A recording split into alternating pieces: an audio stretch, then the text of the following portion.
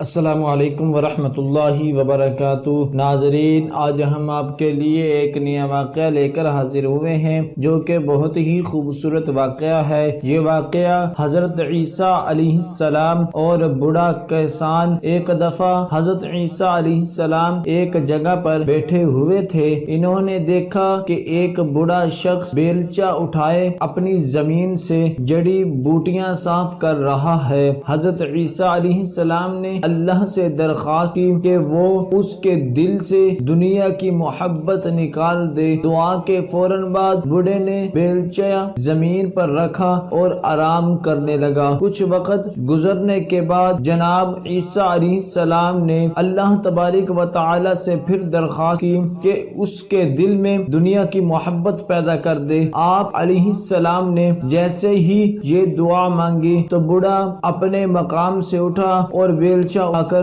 دوبارہ محنت کرنے لگا۔ حضرت عیسیٰ علیہ السلام اس بوڑھے کے پاس گئے اور پوچھا، تم نے بیلچہ ایک دفعہ زمین پر کیوں رکھا اور پھر تم نے دوبارہ کیوں اٹھایا؟ بوڑھے نے کہا، میں کام کر رہا تھا کہ میرے دل میں یہ خیال پیدا ہوا کہ میں ایک بوڑھا شخص ہوں، کہاں تک محنت کی زحمت برداشت کرتا رہوں گا؟ ممکن ہے کہ میں ابھی مر جاؤں تو یہ محنت میرے کس کام آئے گی؟ یہ سوچ کر میں نے بیلچہ زمین پر رکھ دیا۔ اس کے چند لمحے بعد میرے دل میں یہ خیال آیا کہ تو اس وقت زندہ ہے اور ہر زندہ شخص کے لیے وسائل زندگی کی ضرورت ہوتی ہے۔ اگر تو کام نہیں کرے گا پھر وسائل سے محروم ہو جائے گا اور روٹی کہاں سے کھائے گا؟ چنانچہ میں یہ سوچ کر اٹھ کھڑا ہوا اور بیلچہ ہاتھ میں لے کر دوبارہ محنت کرنے لگا۔